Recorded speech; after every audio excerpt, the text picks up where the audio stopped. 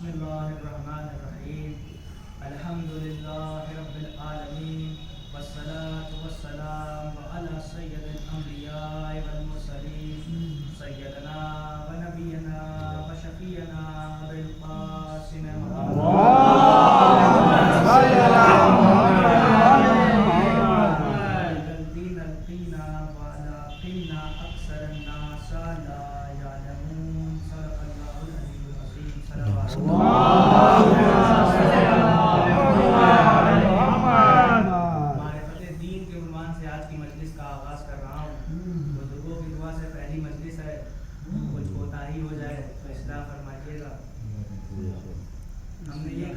جاننے اور پہچاننے میں فرق ہے.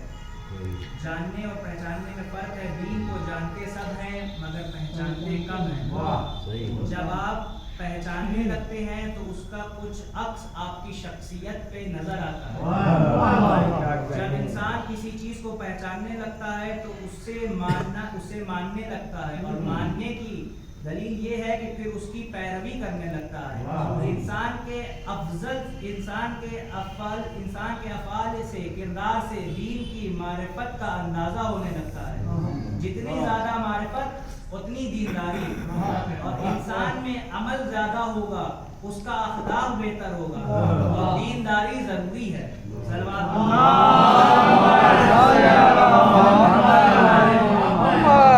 دینداری ضروری ہے. تو اب یہ کیسے پہچانے کہ دین تو بہت سارے ہیں دنیا میں, ادیان عالم میں دین بہت سارے ہیں, بہت زیادہ دین ہے. تو کیسے پہچانے کہ دین حق کون سا ہے؟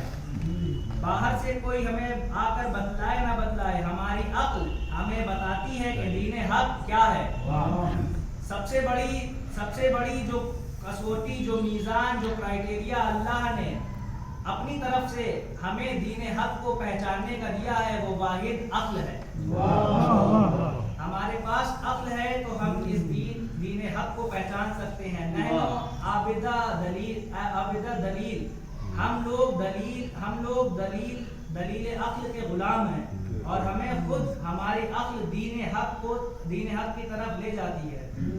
خود سائنٹسٹ آج امریکہ میں اس بات کی کھوج کر چکے ہیں کہ ہر انسان کے اندر انہوں نے انگلش میں اس کا ترجمہ لکھا ہے کہ ہر انسان کے اندر there is a God gene inside all of us.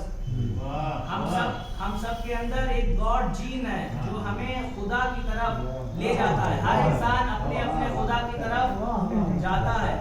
تو ہمارے علماء نے, خصوصاً علامہ ہلی نے, نام سنا ہوگا آپ لوگوں نے کہ علامہ ہلی نے, ان کی بہت ساری کتابیں ہیں لیکن باب ہادی اثر سے کچھ حوالے آپ کو پیش کر رہا ہوں.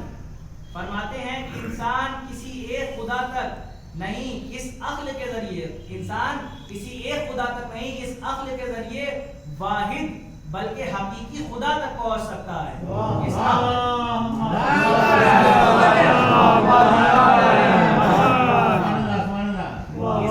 عقل کے ذریعے علامہ ہلی فرماتے ہیں کہ انسان ایک خدا تک نہیں بلکہ حقیقی خدا جو پروردگار ہے, جس کو اللہ کہا جاتا ہے, جس کے لیے تمام تر انبیاء نے کہا لا الہ الا اللہ, اس خدا تک واحد ہم اس عقل کے ذریعے سے پہنچ سکتے ہیں. علامہ ہلی کا پورا نام یوسف ابن مطہر ہلی تھا. 750 سال پہلے گزرے, انتقال ہوا. جب انتقال ہوا تو ان کے فرزند فقر الملت سے ان سے پوچھا آپ نے اپنے بابا کو کیا کبھی خواب میں دیکھا؟ کسی شخص نے ان سے پوچھا, ان کے فرزند سے, کہ کیا آپ نے اپنے بابا کو کبھی خواب میں دیکھا؟ انہوں نے فرمایا جی ہم نے خواب میں اپنے بابا کو دیکھا. انہوں نے پوچھا کہ کیا آپ نے ان سے کوئی سوالات کیے؟ تو فرماتے ہیں کہ جی میں نے ان سے اپنے بابا سے پوچھا کہ قبر میں آپ کے کام کون سی چیز سب سے زیادہ آپ کے کام ہے؟ بہت بڑے عالم تھے, تو قبر میں آپ کے سب سے زیادہ چیز کون سے کام آئی؟ خود علامہ ہلی کہتے ہیں کہ قبر میں 2 چیزیں میرے بہت کام آئیں. پہلی کتاب الالفین, الفین کہتے ہیں 2000 کو, الف ہوتا ہے 1000, الفین ہوتے ہیں 2000. 1000 دلیلیں علامہ ہلی نے کتاب لکھی تھی, کتاب الفین. 1000 دلیلیں مولا علی کے افضلیت کے لیے تھی اس کتاب میں, اور 1000 دلیل ان کے خلافت سے بلا فصل ہونے پہ.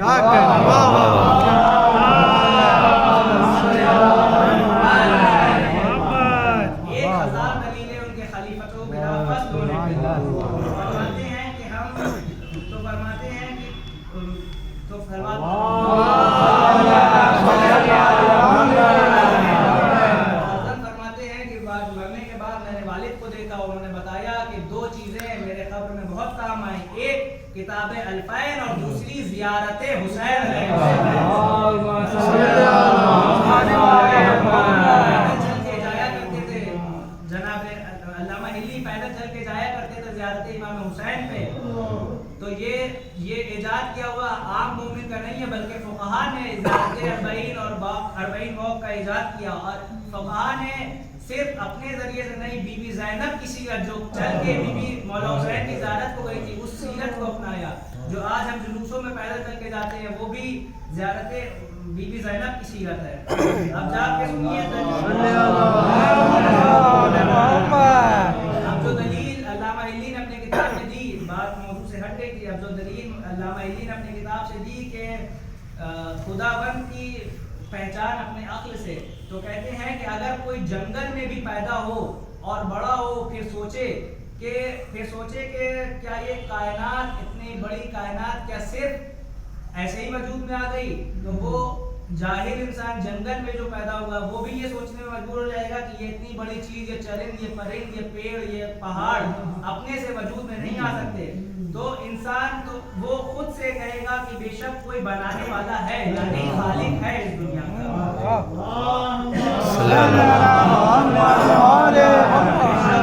खुदा खालिक है। अच्छा, अब वो बनाने वाला खालिक है, तो क्या बगैर ताकत के इस इतनी बड़ी दुनिया को चला सकता है?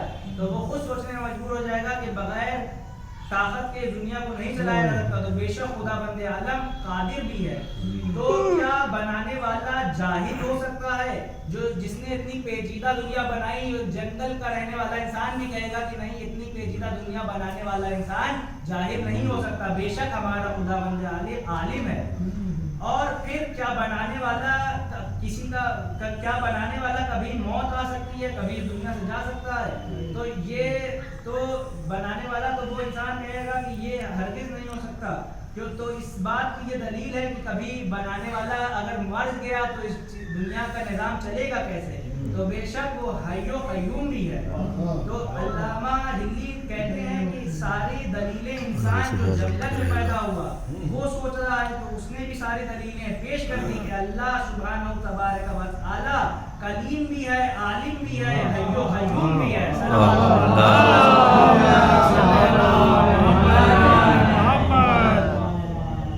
इंसान उस हय्यो क़य्यूम तक पहुंच सकता है फकत इस अक्ल के जरिए से। अमीरुल मोमिनीन ने भी यही अंदाज से गुफ्तगू की, इसी से अल्लामा हिल्ली ने अपनी बात को रखा ये इस किताब में। तो इंसान की फितरत में तौहीद है। इंसान की कभी मौका मिला इंशाअल्लाह तो तौहीद पे गुफ्तगू होगी। तो इंसान की फितरत में तौहीद आया करीमा है कि फितरतुल्लाहिल लतीफ फरतना नासा लिल्लाह। इंसान की फितरत में तौहीद है। इंसान फितरत अल्लाह को मानता है, फितरतन अल्लाह को मानता है। फितरत में कैसे सलवात का सहारा।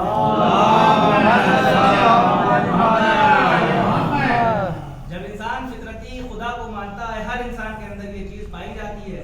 एक दलील दूसरे आलिम किसी बुजुर्ग दीन ने पेश की थी, उस दलील को करके रब्ते मसाइल इंशाअल्लाह के मसाइल के दलील ये है कि मिसाल के तौर पे एक बच्चा आए और आके हम और आपसे गुफ्तगू करें, और एक बच्चा आए और कहे कि फला जगह ये हादसा हो गया या फला जगह आग लगी हुई है, तो ज्यादातर लोग कहेंगे कि बच्चा है, बच्चे की बात क्या मानना।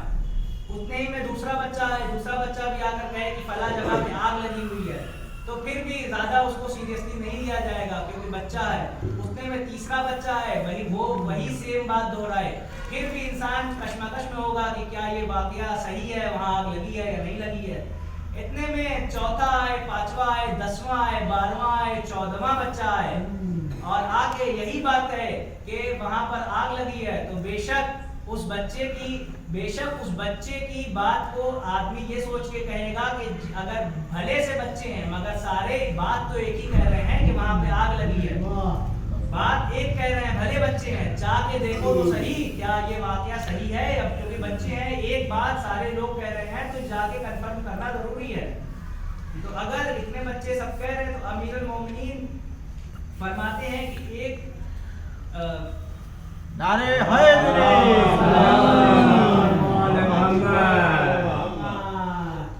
जब इतने बच्चे आके कह रहे हैं, 14 बच्चे आके कह रहे हैं कि वहां पर आग लगी है, तो अमीरुल मोमिनीन फरमाते हैं कि एक नहीं 1,24,000 बच्चे नहीं, سب کے سب ایک ہی بات کہہ رہے ہیں، لا الہ الا اللہ، لا الہ الا اللہ۔ عزیزان محترم، اگر سب کے سب ایک ہی بات کہہ رہے ہیں، لا الہ الا اللہ، خدا ایک ہے، خدا کی پیروی کرو۔ جو انبیاء جن کے اوپر ظلم و ستم ہوئے، جن کی امت نے ان کو جینے نہ دیا، جن کی امت نے ان کو پتھر مارے، جن کی امت نے ان کو آگ لگایا، مرتے مرتے بھی انبیاء کے زبان پہ فقط لا الہ الا اللہ ہی ہے۔ انبیاء ہی نہیں، 1,24,000 انبیاء، پھر 12 معصوم امام، کوئی حسین سجدے میں دنیا سے جاتے جاتے کہہ رہا ہے لا الہ الا اللہ۔ یہ سب دلیلیں ہیں کہ کوئی ایک خدا ہے، تو دین حق وہی راستہ ہے جو ایک خدا تک لے جائے۔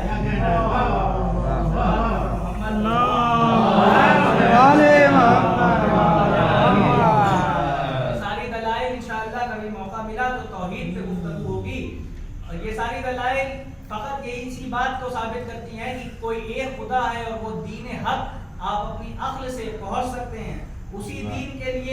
اسی دین کو بچانے کے لیے ہمارے امام نے اپنا بھرا گھر بتا دیا۔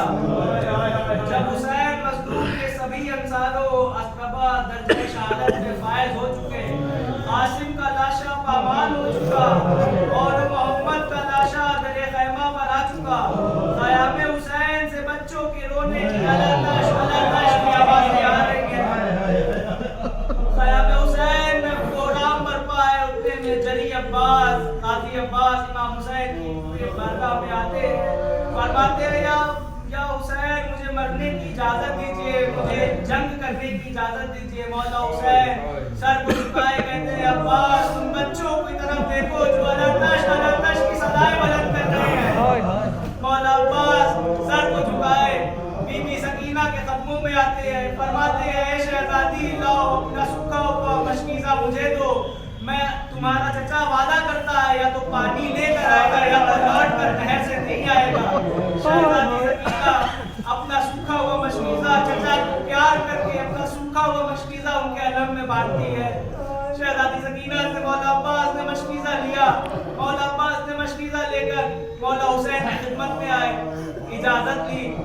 فقط ایک نیزہ جری عباس مولا علی کا فرزند پہنچا ہے میدان میں، پہنچا ہے، جا کر کہتا ہے، جا کر دیکھتے ہیں کہ وہاں کی فوجیں گائے کی طرح مجمع کٹ گیا۔ مولا پر فقط ایک نیزہ لے کے علی کا شیر نہر فرات پر اکیلا کھڑا ہے، پانی میں نیزے کو ڈبایا، خود پانی کو چھوا نہیں نہ دیکھا، پانی کو نیزے میں ڈبا کر پانی بھرا، عباس مشک بھرا، بھر گئی۔ مولا عباس نے گھوڑے کو مہمیز دی۔